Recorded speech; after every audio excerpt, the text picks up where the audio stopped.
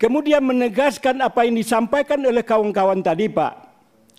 Bahwa tadi dikatakan bahwa orang yang sudah bekerja 5 tahun ke atas, yang honorer, dulu Pak Bima mengatakan kenapa harus ada tes. Karena aturan yang membuat memang begitu. Kenapa tidak dilakukan regulasi terhadap persoalan itu dalam rangka apa? Mempermudah, mempercepat penyelesaian terhadap non-ASN yang sangat merindukan agar dia menjadi non-ASN. Oleh karena itu penegasan saya adalah kenapa tidak. Jangan diperadukan. Kemarin saya di Jogja, Pak. Jangan diperadukan orang-orang yang bekerja 10 tahun, 20 tahun dan lain sebagainya dengan orang yang baru tamat. Tidak bakalan mungkin. Oleh karena itu harus ada spesialis yang diberikan.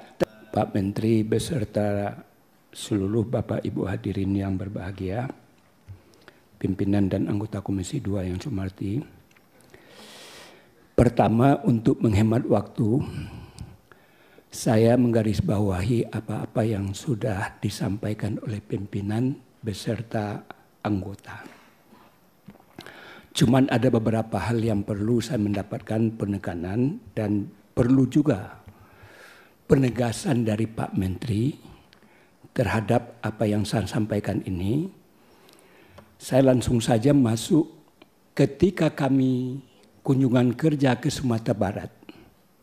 Kebetulan pimpinan meminta saya sebagai ketua tim.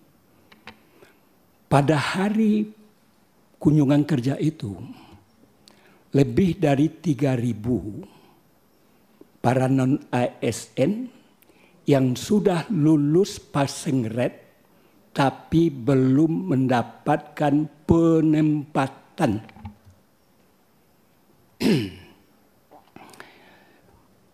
Mereka demo, Pak. Ada sekitar 3 hari demonya. Tetapi ketika kami datang, tidak ada kesan demo itu karena dibungkus sedemikian rupa.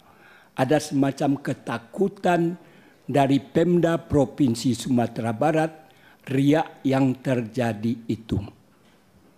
Apa yang dikeluhkan oleh para non-ASN yang sudah lulus passing rate tapi belum mendapatkan penempatan, bagaimana statusnya? Karena Pak Gubernur juga apakah tidak punya kompetensi atau tidak mampu memberikan jawaban. Ini kasus di Sumatera Barat, Pak.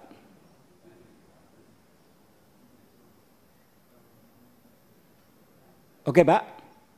Jadi sehingga saya terpaksa roadshow ke seluruh kabupaten kota karena dia punya organisasi juga, Pak. Dan ini akan saya sampaikan ketika saya RDP Komisi 2 dengan Pak Menteri Menpan RB.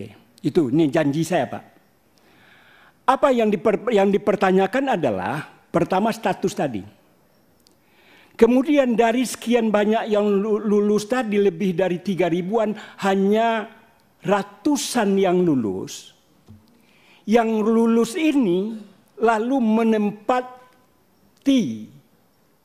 karena guru mata ajar di tempat yang bersangkutan. Padahal yang lulus, maaf katanya ada rasa egonya sedikit. Saya ini honorer di sekolah negeri.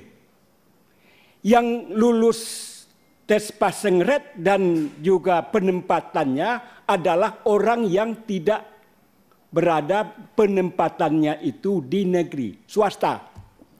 Terkesan orang yang baru lulus dan mendapatkan penempatan itu dicaplok. Ya Pak Menteri ya. Saya ingin tegaskan ini supaya ini saya rekam juga nih Pak. Di samping ini saya juga rekam, saya kirim. Supaya janji saya itu tidak mungkir. Yang ingin saya sampaikan adalah pertama apakah ada pembedaan kelulusan orang yang mengabdi di pemerintahan dengan non-pemerintahan? Kemudian bagaimana pula kepastian hukum dari orang-orang yang sudah mengabdi sebagai guru itu? Apalagi bagaimanapun Pak, prestise sebagai guru di negeri tentu berbeda dengan guru di bukan negeri atau swasta. Ini keluhannya yang disampaikan. Oleh karena itu, mohon penjelasan Bapak tentang hal tersebut. Kemudian yang kedua adalah, ini kasus di 50 kota,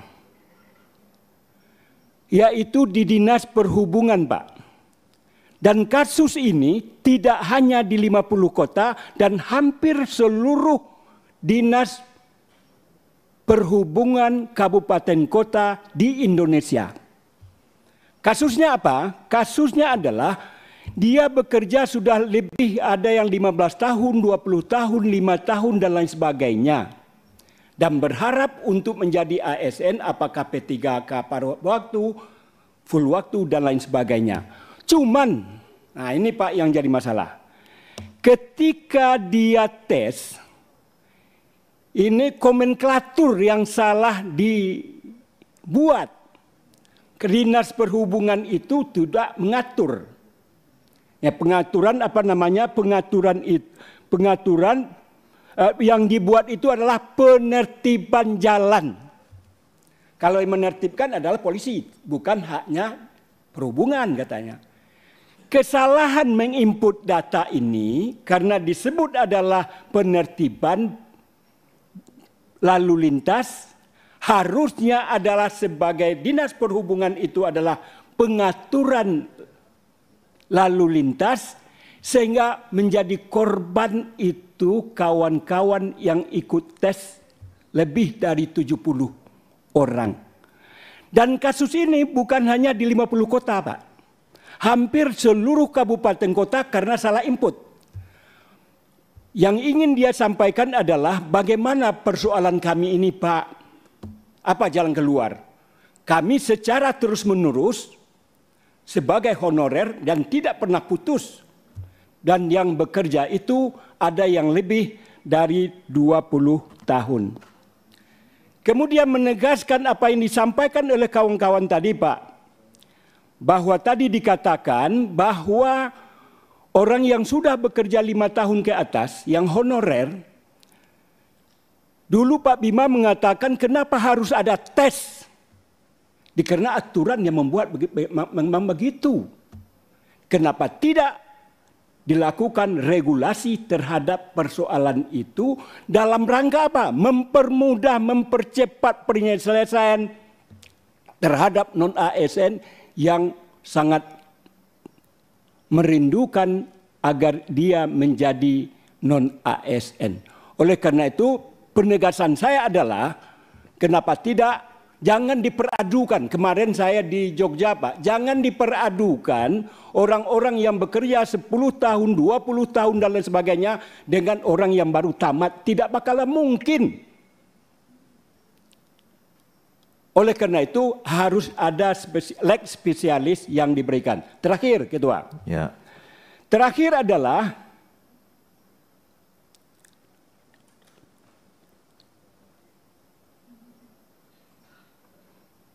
udah kayaknya. Sudah tuntas. Terakhir adalah Ketua.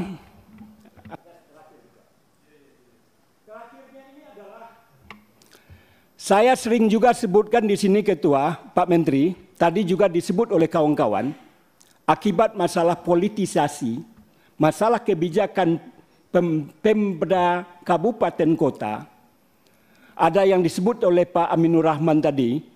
Yang kedua, korban juga dari akibat kebijakan dari Pemda yang bersangkutan. Dia ketika Pak Menteri baru diangkat jadi menteri, itu belum ada kebijakan surat edaran. Lalu ada surat edaran, saya sangat setuju, saya katakan ketika itu dalam rangka melakukan pemetaan berapa sebetulnya non-ASN ini. Perlu, penting. Tetapi ada korban-korban daripada kebijakan yang diambil oleh Pemda Kabupaten Kota. Orang diberhentikan sebelum kebijakan Pak Menteri datang. Padahal dia bekerja sudah lebih 15-20. Bagaimana solusi dan apa yang harus kita lakukan untuk memberikan jawaban terhadap mereka-mereka itu. Dan itu sangat banyak kejadian-kejadian itu di seluruh kabupaten kota. Tidak hanya di Sumatera Barat. Mudah-mudahan apa yang saya sampaikan ini bisa dijawab secara tegas oleh Pak Menteri. Sehingga jawaban Pak Menteri menjadi jiwa para mereka yang saya perjuangkan ini menjadi tenang dan menjadi harapan untuk menjadi ASN. Terima kasih. Assalamualaikum warahmatullahi wabarakatuh. Assalamualaikum warahmatullahi wabarakatuh.